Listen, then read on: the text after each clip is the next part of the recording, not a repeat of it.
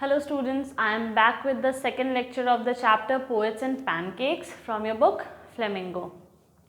In the previous lecture we have already discussed about our author Ashokamitran and how he was related to the Gemini Studio. We have already discussed it. हमने introduction पढ़ा था, उसमें हमने देखा कि Gemini Studio से Ashokamitran कैसे related है, and this chapter Poets and Pancakes has been taken as an extract from his book My Ears with Boss. इनकी किताब थी जिसका नाम था My Ears with Boss. उसी चैप्टर का ये एक छोटा सा टुकड़ा है Poets and Pancakes. Then also we discussed that what are poets, who are poets, and what is pancakes. Pancake क्या है? Pancake is the name of a makeup brand used in the earlier stages of filmmaking. जब filmmaking, Indian film making का शुरुआती दौर था, तब pancake नाम का एक मेकअप ब्रांड यूज़ किया जाता था हीरोइंस के लिए या जो भी लोग परफॉर्म करते थे उनका मेकअप करने के लिए. So this far we have studied. Now we will continue our chapter. Pancake was the brand name of the makeup material that Gemini Studio bought in truckloads. सबसे पहले पैनकेक क्या है? ब्रांड नेम है makeup material का जो Gemini studio truck loads में खरीदा करता था. मतलब ट्रक लोड का मतलब ये नहीं कि ट्रक भर के, मतलब बहुत ज़्यादा अमाउंट में उसको खरीदता था. कौन? Gemini studio. क्योंकि लोग शूटिंग करते थे, जितने भी लोग पर्दे पे होते हैं, ऐसा सिर्फ लोगों ये लड़कियों का मजाक उड़ा दिया जाता है कि लड़कियां इतना मेकअप करती हैं, ये करती हैं, वो करती हैं, मेकअप में खर्च करती हैं. बहुत सारे आप रील देखते होगे, मीम्स देखते होगे, उसमें लड़कियों का मेकअप को लेकर के बहुत ज़्यादा मजाक उड़ता है. बट द रियलिटी इज़ कि एक्टर्स भी उतने ही मेकअप करते हैं, है ना, अपने रिंकल्स को छुपाने के लिए, अपने एजिंग को छुपाने के लिए, अपने डार्क सर्कल्स को छुपाने के लिए. तो जितना मेकअप प्रोडक्ट्स लड़कियों के लिए यूज़ किया जाता है उतने ही मेकअप, इनफैक्ट लड़के लिपस्टिक भी लगाते हैं ऑन स्क्रीन. ठीक है, तो ये सारी बातें you will have to accept. हाँ ठीक है, इधर हमारे जो आसपास के लोकेलिटी के लड़के हैं वो नहीं करते हैं मेकअप. स्टिल जो उनके भी मेकअप ब्रांड्स बहुत महंगे महंगे होते हैं और उनको भी मेकअप लगाया जाता है इक्वली जितनी एक एक्ट्रेस को लगाया जाता है. तो this is just a misconception कि सिर्फ लड़कियां मेकअप करती हैं. एनीवेज, तो जेमिनाई स्टूडियो में जितने भी लोग पर्दे पे काम करते हैं, यानी जो भी कैमरा के आगे होते हैं, जिनको भी शूट करना होता है, जिनको जो भी कैमरा फेस करते हैं, उन सब को क्या होता है? मेकअप करना पड़ता है. मेकअप उनको लगाया ही जाता है. ठीक है, इसी वजह से जेमिनाई स्टूडियो जो कि एक फिल्म मेकिंग स्टूडियो है, उसको क्या करना पड़ता था कि बहुत सारे अमाउंट में मेकअप ब्रांड, पैनकेक नाम का मेकअप ब्रांड खरीदना पड़ता था. ठीक है. Greta Garbo must have used it. Miss Gohar must have used it. अच्छा, ग्रेटा गार्बो कौन है? ये एक स्वीडिश एक्ट्रेस थी. ठीक है, 1954 की, जिनको ऑस्कर भी दिया गया था उनके स्क्रीन परफॉर्मेंस के लिए. मतलब वो ऐसा माना जाता है कि दुनिया की सबसे खूबसूरत औरत थी. ठीक है, उनका नाम है ग्रेटा गार्बो. स्वीडन की रहने वाली थी ये एक एक्ट्रेस थी, स्वीडिश एक्ट्रेस. और हाँ, इन 1954 में इनको ऑस्कर दिया गया था. ऑस्कर एक बहुत ही यू कैन से सबसे ऊंचा, सबसे ऑनरेबल प्राइज़ होता है. सबसे ज़्यादा यू कैन से ऊंचे दर्जे का जो हायर रैंक का जो प्राइज़ होता है वो ऑस्कर होता है फिल्म मेकिंग में. ठीक है, वो जल्दी किसी को भी नहीं दिया जाता है. जल्दी बहुत कम ही ऐसे मूवीज़ हैं जिनको ऑस्कर मिला होता है. ऑस्कर के लिए नॉमिनेट हो भी जाते हैं, फिर भी ऑस्कर मिलता नहीं है. लास्ट आई थिंक ऑस्कर इसको स्लमडॉग मिलेनियर को दिया गया था. ठीक है, इंडियन में. तो ग्रेटा गार्बो को उनके ऑन स्क्रीन परफॉर्मेंस के लिए ऑस्कर दिया गया था 1954 में, जो कि एक स्वीडिश एक्ट्रेस हैं. और ये इनका नाम जो है वो Guinness book of world record में भी है, इस वजह से क्योंकि ये दुनिया अभी तक जो सबसे खूबसूरत औरत जिंदा रही है, जो रही हैं, मतलब वो उसकी वजह से कि मतलब इनसे ज़्यादा खूबसूरत अभी तक कोई पैदा नहीं हुआ है, इसी वजह से इनका Guinness book of world record में नाम दर्ज है. और she was also voted best silent actress of the country. Best silent actress, पहले मुख फिल्म बनती थी, है ना, तो उसमें भी इनको बेस्ट एक्ट्रेस का अवार्ड दिया गया था। All right, now miss Gauhar must have used it. Miss Gauhar Indian actress थी जो कि बहुत ही ज़्यादा, वो भी बहुत खूबसूरत थी अगर आप उनकी पिक्चर देखोगे तो, ठीक है, और सॉरी उनके आप गाने सुनोगे तो मिस गौहर सिंगर भी थी और एक्ट्रेस भी थी, दोनों ही थी वो, ठीक है। तो आप उनकी बहुत पुरानी एक्ट्रेस है, बहुत ज़्यादा, जाहिर सी बात है। तो अगर आप उनकी पिक्चर देखोगे, गाने तो शायद नहीं मिलेंगे आपको, लेकिन स्टिल अगर आप देखना चाहो आउट ऑफ क्यूरियोसिटी तो यू कैन सर्च, बहुत ज़्यादा सुंदर थी ये भी। तो इन्होंने भी यूज़ किया होगा। Vyjayanthimala must have also used it but Rati Agnihotri may not have even heard of it. Vyjayanthimala ने भी यूज़ किया होगा। वैजंती माला सब जानते हैं, वैजंती माला को हमारी मम्मी लोग और हमारे मम्मी लोग से थोड़ा सा पहले पुरानी एक्ट्रेस हैं, वो बहुत ज़्यादा सुंदर, वो भी बहुत ज़्यादा सुंदर थी, तो वो भी उन्होंने भी ये मेकअप ब्रांड को यूज़ किया होगा। मतलब ये बताने का ये मतलब है कि वैजंती माला का जो दौर था, मतलब वो जिस टाइम की एक्ट्रेस थी उस समय तक क्या होता था, यानी ब्लैक एंड वाइट फिल्म्स तक मेकअप पैनकेक नाम वाला मेकअप ब्रांड को यूज़ किया गया था, तब तक ये मेकअप ब्रांड जिंदा था, है ना। लेकिन रति अग्निहोत्री के टाइम पे ये ख़त्म हो चुका था, मतलब रति अग्निहोत्री नहीं यूज़ कर पाई होंगी इसको। रति अग्निहोत्री कौन है? आपने अगर कूली मूवी देखी होगी अमिताभ बच्चन वाली, तो उसमें रति अग्निहोत्री हैं। तो उनके टाइम पे, यानी कि जब कलरफुल मूवी बनने लगी, तब क्या हो गया, ख़त्म होने लगा कौन, ये मेकअप ब्रांड। इसके बाद बहुत सारे नए नए मेकअप ब्रांड आने लगे होंगे, तो पुराना वाला क्या होता है, वैसे ही जब नए मेकअप ब्रांड आने लगते हैं तो पुराना वाले को कोई यूज़ नहीं करता है। तो उस टाइम पे ये एक लौता मेकअप ब्रांड था ब्लैक एंड वाइट के टाइम पे, साइलेंट फिल्म के टाइम पे। तो ग्रेटा गर्बो, मिस गौहर और वैजंती माला जैसी एक्ट्रेसेस ने इसको क्या किया था, यूज़ किया था, क्योंकि ये एक लौता था। लेकिन रति अग्निहोत्री के टाइम पे ये मेकअप ब्रांड में भी बंद हो गया होगा, या फिर नए मेकअप ब्रांड्स आ गए होंगे। The makeup department of Gemini Studios was in the upstairs of a building that was believed to have been Robert Clive's stable. ये जो जेमिनाई स्टूडियो था उसका जो मेकअप डिपार्टमेंट था, यानी कि स्टूडियो में ग्रीन रूम होता है जहाँ मेकअप लोग करते हैं, चेंजिंग रूम होता है, वॉशरूम होता है, पैंट्री होता है, कैंटीन होता है, तो सब होता है वहाँ पे, ठीक है। जैसे एक प्रॉपर घर होता है, एक प्रॉपर हॉस्पिटल वगैरह कैसे होता है, उसमें ये चेम्बर्स वहाँ है, क्लिनिक वहाँ है, हर चीज़ का अपना अपना कंपार्टमेंट होता है, जैसे डिपार्टमेंट्स होता है वैसे ही स्टूडियो में भी क्या होता है कि ग्रीन रूम यहाँ पे है, green room, changing room, makeup room, ये सब एक ही जैसा होता है, सब कॉमन काम के लिए यूज़ किया जाता है।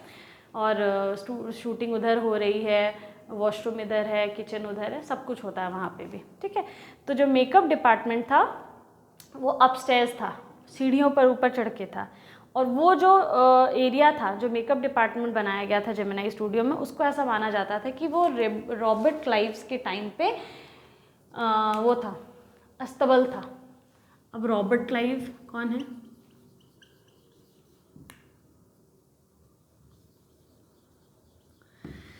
देखो, मैं आपको एक चीज़ पहले बता दे रही हूँ कि इस चैप्टर को समझने के लिए आपको थोड़ा पेशेंस रखना होगा।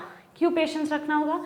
क्योंकि इस चैप्टर में क्या किया गया है ना कि आप एक लाइन पढ़ोगे, एक लाइन में एक ऐसा नाम दिया गया है कि उसके बैकग्राउंड को फिर आपको जानना ज़रूरी है। नहीं तो चैप्टर आपके ऊपर से, मैं आपको बस इतना बता दूं कि ये जो मेकअप डिपार्टमेंट था वो रॉबर्ट क्लाइव का अस्तबल हुआ करता था। तो आपको सोचना तो होगा ना कि ये रॉबर्ट क्लाइव का आखिर नाम क्यों यूज़ किया गया है, कौन थे रॉबर्ट क्लाइव, है ना। ये अगर मैं आपको ना बताऊँ तो ये चैप्टर समझाने से इसका जस्टिस नहीं होगा ये। इसीलिए आप शुरू से ही देखो कि बीच बीच में एक एक नाम को डाला जा रहा है और वो नाम आपके लिए बिल्कुल ही अननोन है ना। तो वो आपके लिए जानना ज़रूरी है कि अगर ये नाम यूज़ किया गया है तो उस चैप्टर में उसका सिग्निफिकेंस क्या है और क्यों उस नाम को यूज़ किया गया है, या वो कौन थे। Understood? Otherwise you will feel lost, आपको ये चैप्टर फिर समझ नहीं आएगा। तो अब मैं बताती हूँ कि मेकअप डिपार्टमेंट जो था वो रॉबर्ट क्लाइव के ज़माने में रॉबर्ट क्लाइव का अस्तबल हुआ करता था। वहाँ पे अभी क्या बना हुआ है, जेमिनाई स्टूडियो का मेकअप डिपार्टमेंट बना हुआ है। अब रॉबर्ट क्लाइव कौन थे? आपने हिस्ट्री पढ़ी होगी, हिस्ट्री में बैटल ऑफ पलासी हुआ था, है ना। तो बैटल ऑफ पलासी 1757 में, उस समय रॉबर्ट क्लाइव ने क्या किया था, बैटल ऑफ पलासी को जीता था, ठीक है। और ये ब्रिटिश गवर्नर रह चुके हैं बंगाल प्रेसिडेंसी के, ठीक है। जब बंगाल और पार्टीशन वगैरह नहीं हुआ था तब ये ब्रिटिश गवर्नर रह चुके थे, और इन्होंने इंडिया में ईस्ट इंडिया कंपनी का फाउंडेशन रखा था, यही बंगाल का जो बैटल ऑफ पलासी को जीत करके, और इन्होंने ही ईस्ट इंडिया कंपनी का क्या यहाँ पे फाउंडेशन, नींव रखा था, ऐसा माना जाता है, ठीक है। बंगाल को रूल भी किया था। Now A dozen other buildings in the city are said to have been his residence. और शहर में, मद्रास में, चेन्नई में ऐसे बहुत सारे दर्जनों ऐसे बिल्डिंग्स हैं जो माना जाता है कि रॉबर्ट क्लाइव वहाँ क्या करते थे, रहा करते थे, ये उनका घर हुआ करता था। अभी भी इंडिया में बहुत सारे ऐसे ब्रिटिश के टाइम पे बिल्डिंग्स हैं, आप कोलकाता चले जाओ, है ना, अभी भी बहुत सारे ऐसे बिल्डिंग्स हैं जो ब्रिटिश के बनाए हुए हैं, वहाँ ब्रिटिश रहा करते थे। बहुत सारे वाइसरॉयज, बहुत सारे गवर्नर्स, बहुत सारे ब्रिटिश काउंसिलर्स, बहुत वो लोग वहाँ रहते थे। और फिर वो जब वहाँ से यहाँ से चले गए तो आज भी उसको एज अ म्यूज़ियम यूज़ किया जाता है, या एज अ कोई भी हिस्टोरिकल मॉन्यूमेंट के जैसा उसको इस्तेमाल किया जाता है, या बहुत सारे टूट भी गए और वहाँ पे नए बिल्डिंग्स खड़े हो गए, तो ऐसा है। तो उसी तरीके से मद्रास में दर्जनों ऐसी बिल्डिंग और भी हैं जैसा जो माना जाता है कि रॉबर्ट क्लाइव का वो क्या हुआ करता था, घर हुआ करता था। For his brief life and an even briefer stays in Madras, Robert Clive seems to have done a lot of moving. Robert Clive का जीवन बहुत ज़्यादा बड़ा नहीं था, तो बहुत छोटा जीवन था उनका, बहुत छोटा लाइफ स्पैन रहा है उनका, और उससे भी छोटे छोटे जो उनके वो मद्रास आना जाना बहुत करते थे, ठीक है। तो कम कम समय के लिए जब वो मद्रास आते थे तो उस हिसाब से देखा जाए तो ऐसा लगता है कि रॉबर्ट क्लाइव बहुत घूमते थे, है ना, जहाँ जाते थे वहाँ वो घर पे रहने लगते थे, वो उनका रेसिडेंस हो गया, मतलब वो एक जगह पे ठहरते नहीं थे, ठीक है। Besides fighting some impossible battles in remote corners of India and marrying a maiden in St. Mary's Church in Fort St. George in Madras, और इंडिया में बहुत सारे ऐसे रिमोट का मतलब होता है सुनसान, अब नहीं है सुनसान वो, तो उस समय वो बहुत सुनसान ऐसे इंडिया के बहुत सारे ऐसे कोने थे जहाँ जहाँ वो जा कर के लड़ाई किए थे, और उसके बाद वो सेंट मैरी चर्च में जा कर के एक मामूली सी लड़की से शादी कर लेते हैं, और वो कहाँ रहने लगते हैं, फिर एक किले में रहते हैं जिसका नाम है सेंट जॉर्ज, मद्रास में ही वो किला है, वो रॉबर्ट क्लाइव का किला माना जाता है। ऑलराइट, तो ये थोड़ा सा था रॉबर्ट क्लाइव के बारे में, उनका क्यों उस नाम को यूज़ किया गया इस चैप्टर में, थोड़ी सी हिस्ट्री भी देख लिए हम लोग, ठीक है। Now the makeup room had the look of a hair cutting saloon with lights at all angles around half a dozen large mirrors. जो मेकअप रूम था वो उसका पूरा जो यू कैन से अंदर का जो माहौल था वो कैसा था, एक सैलून के जैसा था। आप लोग हेयर कट कराने के लिए जाते हो तो पार्लर या जो सैलून होता है तो सैलून में कैसा अंदर का एम्बियंस होता है, एकदम बिल्कुल वैसा ही था मेकअप रूम का, ठीक है। ऐसा लगता था कि वहाँ लोग बाल कटाने के लिए आए हैं, हर एंगल पे लाइट लगी हुई होती थी। अच्छा, मेकअप के लिए लाइट बहुत ज़्यादा ज़रूरी होता है, इनफैक्ट मिरर्स में भी लाइट लगे होते हैं उसमें, है ना। जिस आईने पे बैठ करके आप मेकअप कर रहे हो, मतलब आईने के सामने बैठ करके आप मेकअप करोगे तो उस आईने पे भी क्या होता है, लाइट लगा होता है, ताकि अच्छे से वो झलक दिखाई दे कि मेकअप मिक्स हुआ है कि नहीं अच्छे से। अगर कहीं पे चोट का निशान बनाना है तो वो प्रॉपरली बना है या नहीं, या फेक तो नहीं लग रहा है, नकली तो नहीं दिखाई दे रहा है, क्योंकि वो कैमरे पे असली दिखना चाहिए, ये नहीं लगना चाहिए कि वो नकली है ना। तो इसी वजह से लाइटिंग बहुत ज़रूरी होती है। तो अंदर का जो पूरा एनवायरनमेंट था, जिस तरीके से मेकअप रूम को बनाया जाता है, तो हर तरफ हर एंगल पे क्या था, लाइट्स लगे हुए थे। Around half a dozen large mirror, और कम से कम आधे दर्जन उसमें बड़े बड़े क्या थे, मिरर्स लगे हुए थे, आईने लगे हुए थे। क्योंकि अब सैलून में भी आप देखते हो तो एक आईना बड़ा सा आगे होता है, फिर पीछे एक आईना होता है, इधर आईना होता है, उधर आईना होता है, ताकि आप अपने अटायर को जो भी आपने पहना है ऊपर से नीचे, वो आप अपने हर एंगल से अपने आप को देख पाओ। एक आईने में इंसान के लिए पॉसिबल नहीं है कि वो अपने बैक साइड को भी अच्छे से देख लेगा, है ना, कि उसने जो पहना है या आपने हेयर कट ही कराया होता है तो बैक साइड से वो नहीं दिखाई देता है अच्छे से। तो हम सामने वाले मिरर में खड़े होकर के देखते हैं कि बैक वाले मिरर में हमारा बाल कैसा दिखाई दे रहा है। रिफ्लेक्शन तो सामने वाले मिरर में भी आता है ना, तो हम लोग सामने वाले मिरर में पीछे का रिफ्लेक्शन देखते हैं। उसी तरीके से क्या होता है कि अलग अलग एंगल्स पे ये मिरर्स को भी लगाया जाता है ताकि हर एक एंगल से आप अपने बॉडी को, अपने अटायर को देख सके, कहाँ छोटा, कहाँ बड़ा, कहाँ तिरछा हो गया है, कहीं पर सब ठीक है ना। ये एक्टर और एक्ट्रेसेस के लिए देखना बहुत ज़्यादा ज़रूरी होता है उनके अपीयरेंस के लिए ना। There were all incandescent lights, so you can imagine the fiery misery of those subjected to makeup. और वहाँ पे क्या था, चारों तरफ इनकैंडेसेंट लाइट लगे हुए थे। जो स्मेल करने वाले जो कैंडल्स होते हैं ना, उनको इनकैंडेसेंट लाइट्स बोलते हैं।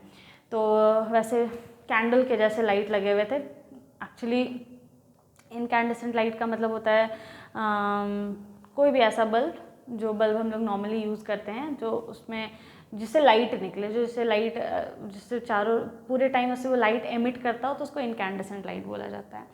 Now so you can imagine the fiery misery of those subjected to makeup. तो अब तुम इमेजिन कर सकते हो कि उतने लाइट में पूरे टाइम जो इंसान मेकअप करता होगा, जो मेकअप करवाता नहीं, जो मेकअप करता होगा, या जिसको ये डिपार्टमेंट दिया होगा, उसके लिए कितना मुश्किल है ये पूरे टाइम उस लाइट में बैठे रहना। ऊपर से चारों तरफ मिरर्स लगे हैं, तो मिरर भी लाइट को क्या करता होगा, रिफ्लेक्ट करता होगा पूरे टाइम, है ना। तो आपके आँख को भी एडजस्ट करने में थोड़ा टाइम लगता है, क्योंकि हमारे आँख के लिए बहुत ज़्यादा डिम लाइट भी अच्छा नहीं होता, बहुत टू मच लाइट भी अच्छा नहीं होता है ना। It is not good for our eyes. तो इसीलिए वहाँ पे वो बोल रहे हैं कि तुम उनका दुख समझ सकते हो। फायरी मिजरी का मतलब है उग्र दुख, फायरी मिजरी।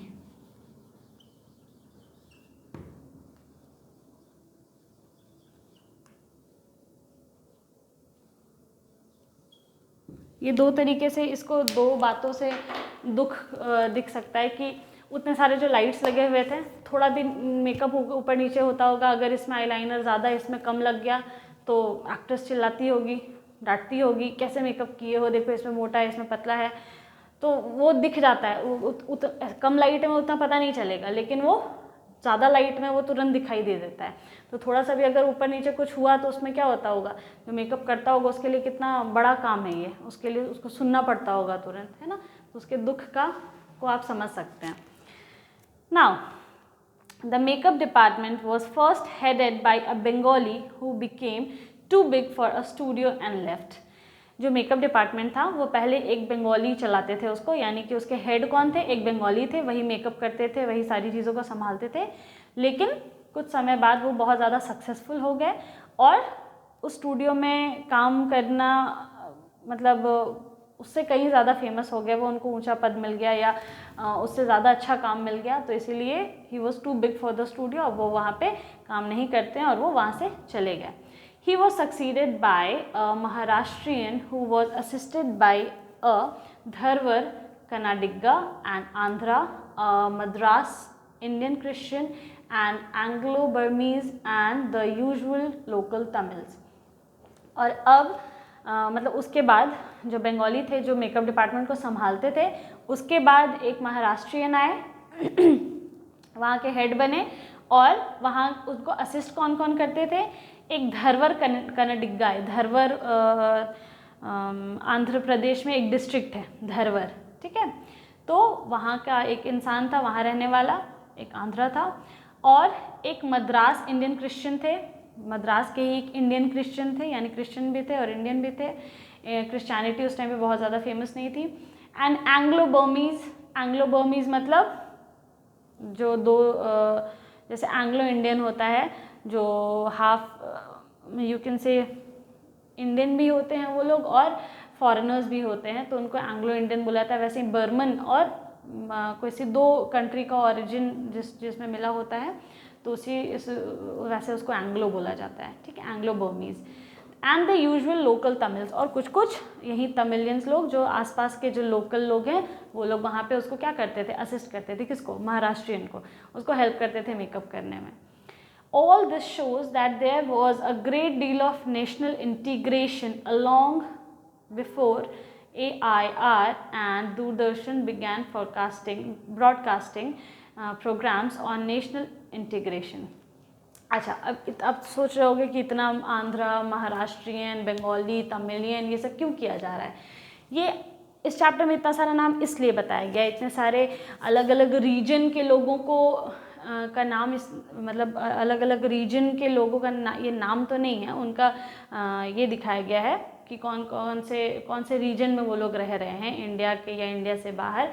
तो ये इंटेग्रिटी दिखाता है कि वहाँ पे उस स्टूडियो में लोगों का अलग अलग देश के अलग अलग कोने से थे, सब लोग अलग अलग थे, लेकिन फिर भी उनमें क्या था, नेशनल इंटीग्रेशन था, मतलब यूनिटी थी, सब बहुत एक साथ मिलजुल करके काम कर रहे थे इररेस्पेक्टिव ऑफ द फैक्ट कि वो लोग अलग अलग रीजन के हैं, है ना। उनका नेशनैलिटी भले इंडियन है या एंग्लो बर्मीज़ हैं, जो भी हैं, लेकिन सब क्या थे, एक साथ मिल करके वो लोग क्या कर रहे थे, काम कर रहे थे। तो वहाँ उस स्टूडियो में इंटीग्रेशन का, नेशनल इंटीग्रिटी की कोई कमी नहीं थी, और ये नेशनल इंटीग्रिटी वहाँ बहुत पहले से था। ऑल इंडिया रेडियो AIR का नाम लिया गया यहाँ पे। AIR ऑल इंडिया रेडियो पे और दूरदर्शन पे क्या होता था, नेशनल इंटीग्रिटी को लेकर के प्रोग्राम्स दिखाए जाते थे, ब्रॉडकास्ट किए जाते थे, ठीक है। दूरदर्शन आपने सुना होगा नाम, मैंने तो देखा भी है। हम लोग जब छोटे थे तो उस टाइम पे ZTV और सेट मैक्स और कलर्स और ये सारे चैनल्स नहीं थे, सिर्फ दूरदर्शन हुआ करता था।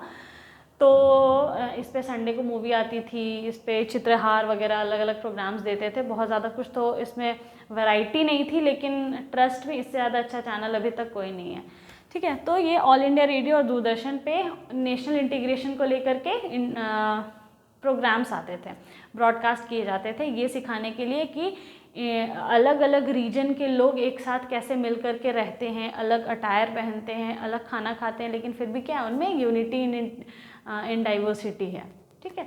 तो ये होने से कई पहले जेमिनी स्टूडियो में लोग एक साथ मिल रहे थे, अलग अलग रीजन के लोग, और एक साथ रह करके बहुत अच्छे से काम कर रहे थे, है ना।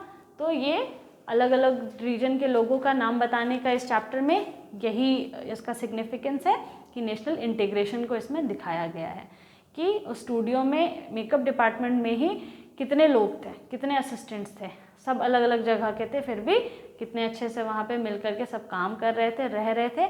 और ये कब से हो रहा था, ऑल इंडिया रेडियो और दूरदर्शन जब ब्रॉडकास्ट कर रहा था अपना प्रोग्राम, उससे कहीं पहले से ये वहाँ पे हो चुका था। Now, this gang of nationally integrated makeup men could turn any decent looking person into a hideous crimson-hued monster with the help of truckloads of pancake and a number of other locally made potion and lotion. अच्छा, ये लोग जो group of nationally integrated makeup man थे, nationally integrated मैंने आपको बता दिया है कि अलग अलग नेशनैलिटी के लोग, अलग अलग जगह के लोग, अलग अलग रीजन के लोग, इंडिया में ही, लेकिन अलग अलग रीजन थे ना, एक महाराष्ट्र का है, एक तमिलियन है, एक आंध्रा का है, तो सब अलग अलग जगह के हैं और सब एक साथ मिल करके एक जगह पे काम कर रहे हैं। तो ये नेशनल इंटीग्रिटी को दिखा रहा है। उसमें से एक एंग्लो बर्मीज भी है ना। तो यही कि ये लोग सब लोग मिल करके, इनमें इतना टैलेंट कूट कूट करके भरा था कि एक डिसेंट, एक सीधा साधा दिखने वाले इंसान को ये लोग एक हिडियस क्रिम्सन ह्यूड मॉन्स्टर बना सकते थे। मतलब हिडियस मतलब घिनौना और मतलब बहुत डरावना दिखने वाला क्रिम्सन ह्यूड मॉन्स्टर। अब देखो, यहाँ पे बात ये नहीं बोली जा रही है कि मेकअप से इंसान हिडियस दिखने लगता है, डरावना दिखने लगता है। यहाँ ये बोला जा रहा है कि अगर पिक्चर में रिक्वायरमेंट है किसी को राक्षस बनाने का, है ना, किसी को मॉन्स्टर दिखाने का, तो ये लोग एक सीधे साधे, ये लोग में इतना टैलेंट था कि एक सीधे साधे दिखने वाले इंसान को ये लोग ऐसा डरावना दानव बनाने का टैलेंट, हुनर रखते थे। ठीक है, कि ये लोग सब मिल करके वैसा कर सकते थे कि एक इंसान को राक्षस में तब्दील कर दें, बदल दें। ठीक है, और क्या, किसकी वजह से, किसके हेल्प से? ट्रक लोड ऑफ मेकअप, इतना मेकअप करना पड़ता था उनको। और पोशन एंड लोशंस, लोशन लगाते हैं ना हम लोग, बॉडी लोशन, फेस लोशन, तो ये सब लोशन वगैरह अलग अलग टाइप का अलग अलग चीज़ लगा करके लोशंस वगैरह करेक्ट क्वांटिटी में लगा करके, और क्या बना देते थे, एक सिंपल सीधे साधे देखने वाले इंसान को क्या बना देते थे, राक्षस, बीस्ट, जैसा टीवी का रिक्वायरमेंट है, जैसा सीन का रिक्वायरमेंट है, वैसा ये लोग बना देते थे। जैसे आपके लिए मैं एग्जांपल लेती हूँ, हल्क, आपने देखा होगा हल्क को, तो हल्क या हैरी पॉटर देखा होगा आपने, तो हैरी पॉटर में वोल्डेमॉर्ट है, वो कैसा दिखाई देता है ना, तो अजीब सा दिखाई देता है, घिनौना दिखाई देता है थोड़ा, तो वो इंसान है, ठीक है, उसने वो उस रोल को प्ले किया है। अब बहुत सारे हॉरर मूवीज़ देखे होंगे आपने, तो हॉरर मूवीज़ में जो भूतनी होते हैं तो उनको कितना डरावना बना दिया जाता है, तो वो भी तो इंसान ही है, और उसको उतना डरावना बनाया जाता है मेकअप से बस, ठीक है। वो मेकअप का इफेक्ट होता है कि इंसान ऑन स्क्रीन प्रेजेंस से क्या होता है, डर जाता है, जैसे ही कोई वो आता है स्क्रीन पे इंसान डर जाता है, तो ये मेकअप का कमाल होता है, ठीक है ना। Those were the days of mainly indoor shooting and only 5% of the film was shot outdoors. अच्छा, उन दिनों क्या होता था कि ज़्यादातर जो पिक्चर होती थी वो बाहर इंडोर शूट किया जाता था, स्टूडियो के अंदर शूट किया जाता था, सेट लगाया जाता था। जैसे सपोज़ एक महल की शूटिंग होनी है तो पहले पूरा दिन लगता है महल का सेटअप क्रिएट करने में, झूमर लग रहे हैं, साइड में पिलर्स लगाए जा रहे हैं, गद्दी लग रही है, ये लग रहा है वो तो ऐसा पूरा सेटअप क्रिएट किया जाता है, ठीक है। तो उसके बाद फिर शूटिंग होती है, तो ज़्यादातर शूटिंग्स क्या होती थी उन दिनों, इंडोर होती थी, मतलब अंदर शूट होता था स्टूडियो के अंदर, और सिर्फ 5% पिक्चर का बस 5% ऐसा होता था कि बाहर शूट किया जाता था।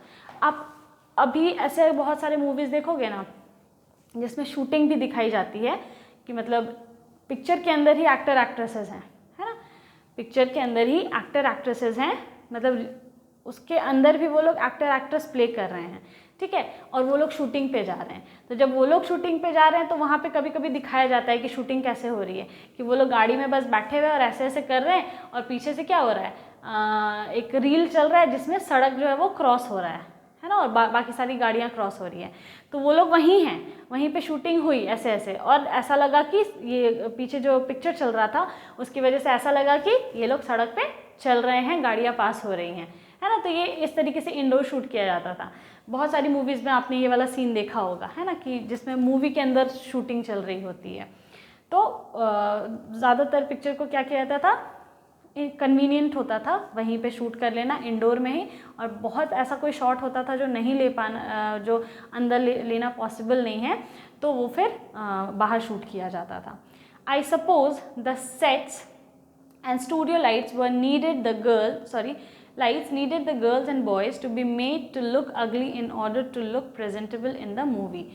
और वो बोलते हैं कौन, अशोकमित्रन बोलते हैं कि मैं ऐसा मानता हूँ, आई सपोज मुझे ऐसा लगता है कि जो सेट है और जो स्टूडियो है, जो लाइट्स है, वो क्या है, वो इसलिए लगाया जाता है क्योंकि जो बॉयज़ और गर्ल्स वहाँ पे काम कर रहे हैं यानी हीरो और हीरोइन, उनको अगली दिखाने के लिए, मतलब वो सीन का रिक्वायरमेंट है उनको गंदा दिखाना, बदसूरत दिखाना या घिनौना दिखाना, या कोई हॉरर मूवी शूट हो रही है तो ऑब्वियसली अब मारपीट हो रहा है मूवी में, तो हीरो एकदम ऐसे हीरो जैसा तो नहीं लगेगा ना, वो मैला कुचैला ही लगेगा कि उसको विलेन ने बहुत मारा है, उसके इधर उधर से ब्लड निकल रहा है, वो पूरा ज़मीन पे लोटा हुआ है, उसके कपड़े फटे हुए हैं, तो वो तो अगली दिखाई देगा। तो वो अगली दिखना उसका अभी स्क्रीन का क्या रिक्वायरमेंट है, तो उसको वैसा भी दिखना है, तो उसके लिए मेकअप करना पड़ता है। तो जो लाइट्स होता है और जो सेट होता है वो उसको क्या बनाता है, और प्रेजेंटेबल बनाता है। भले वो अगली दिख रहा है लेकिन वो सीन का रिक्वायरमेंट है तो प्रेजेंटेबल है वो, ठीक है। A strict hierarchy was maintained in the makeup department. Hierarchy का मतलब क्या होता है,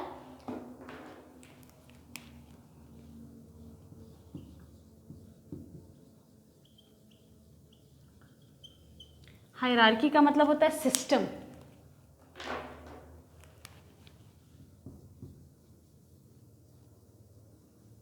हायरार्की का मतलब होता है सिस्टम, ठीक है।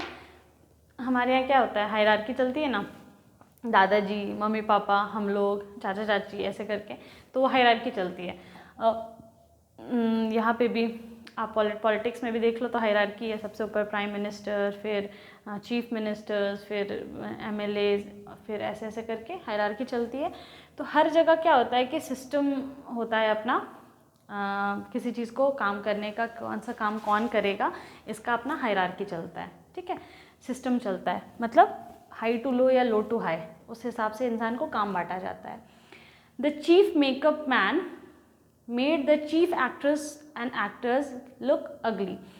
जो सबसे मेन आदमी था, यानी head of the makeup department, ठीक है, वो एक्टर और एक्ट्रेस लोग का मेकअप करता था, मतलब मेन लीड एक्टर और एक्ट्रेस होते थे उनका मेकअप करता था। जैसे सपोज एक मूवी में अमिताभ बच्चन है और रेखा है, ठीक है, तो रेखा और अमिताभ बच्चन का मेकअप जो होगा, जो मेन मेकअप आदमी होगा वो करेगा, मेकअप वाला head of the makeup department वो करेगा, ठीक है। फिर his senior assistant the second hero and heroine. अब उसी मूवी में मान लो कि उसी मूवी में मान लो अनुपम खेर को रखा गया है एज अ सेकेंड हीरो, ठीक है, तो उसकी मूवी को सबसे ज़्यादा, sorry to take this example, लेकिन स्टिल जस्ट मैं आपको समझाने के लिए बता रही हूँ कि अनुपम खेर को लिया गया एज अ सेकेंड हीरो, तो उसका मेकअप कौन करेगा, जो उसका असिस्टेंट है, जो हेड वाले का असिस्टेंट है ना, वो करेगा उसका मेकअप, ठीक है। नाउ एंड हीरोइन, अब अनुपम खेर की भी कोई तो उसकी साइड में हीरोइन होगी, या रेखा की जो दोस्त बनेगी, सपोज कर लेते हैं वो बन गई हैं ललिता पवार, वो तो बहुत पुरानी हो गई, स्टिल वैसे ही कोई एक्ट्रेस जो बहुत ज़्यादा फेमस नहीं है लेकिन हाँ सेकेंड हीरोइन का रोल कर सकती हैं, तो उनको लिया गया उस मूवी में, ठीक है। तो उसका जो मेकअप करेगा वो उसका असिस्टेंट करेगा, वो मेकअप हेड वाला मेकअप आदमी खुद नहीं करेगा उनका मेकअप, ठीक है। और एक junior assistant the main comedian and so forth, और उसका जो असिस्टेंट होगा जूनियर असिस्टेंट, वो मेकअप करेगा जो कॉमेडी में, मान लो किसी मूवी में जॉनी लीवर है तो उनका मेकअप कर देगा, है ना। इसी तरीके से हायरार्की चलती है, मतलब मेन आदमी का मेकअप मेन आदमी करेगा, एकदम हेड वाले का हेड मेकअप करेगा, उससे थोड़ा जूनियर का मेकअप जूनियर वाले लोग करेंगे, उससे थोड़े जूनियर का असिस्टेंट करेगा। इस तरीके से ये सिस्टम चलता है, हायरार्की चलती है, ठीक है। जैसे हमारे यहाँ पे भी क्या होता है, शादी होती है, ठीक है, एग्जाम्पल ले लो कि शादी होती है तो जो मेकअप आर्टिस्ट आती हैं मेकअप करने के लिए दुल्हन का, वो दुल्हन को छोड़ करके और किसी का मेकअप करती ही नहीं है ना, वो टच भी नहीं करेगी। और इधर से मान लो कि दुल्हन की चाची या दुल्हन की बुआ कोई आ गई, थोड़ा सा मेरा भी जूड़ा बना दीजिए, थोड़ा सा मेरा भी मेकअप कर दीजिए, तो वो साथ में अपने असिस्टेंट को रखती हैं, वो कहती है इनको थोड़ा सा इनका आईलाइनर लगा देना, इनका थोड़ा सा मेकअप कर देना, ठीक है। ये तो वो असिस्टेंट वो करती है, वो खुद से उनका नहीं करेगी, क्योंकि वो उसको 15-20 हज़ार रुपये वो दुल्हन को चार्ज करने का लिए हैं। अगर वो उसको एक ब्रश भी लगाएगी तो बोलेगी तुरंत 5,000 रुपया दीजिए, है ना। तो ये हायरार्की है ना। और ये चलता है, ये एक्चुअली में चल रहा था, और यहाँ पे भी जेमिनी स्टूडियो में भी यही चीज़ चल रही थी। Now I think so far you have understood the chapter that what is going on, ये क्या चल रहा है। आपको इस मूवी में क्या समझाया जा रहा है, अभी आपको पूरी तरीके से मूवी में नहीं, सॉरी, चैप्टर में क्या समझाया जा रहा है, इस पूरे चैप्टर में अभी तक आपको यही समझाया जा रहा है कि एक मूवी में क्या क्या चीज़ें होती हैं, कितना मेहनत होता है और कितने बारीक चीज़ होते हैं। और अशोकमित्रन ने इसको अपने बहुत क्लोज देखा है, क्योंकि वो उसी स्टूडियो में काम करते थे। अभी आगे उनके बारे में हम लोग देखेंगे कि उनका रोल क्या था। और अभी तक ये हर एक डिपार्टमेंट के बारे में बता रहे। सबसे पहले इन्होंने मेकअप से शुरू किया और फिर ये बताएं कि वहाँ जो मेकअप डिपार्टमेंट है उसको बहुत ज़्यादा डिस्क्राइब कर रहे हैं ये। तो हम लोग और भी मूवी के अलग अलग जो एस्पेक्ट्स होते हैं कि और क्या क्या किसका किसका रोल होता है, we will find out later in the rest of the chapter. Thank you.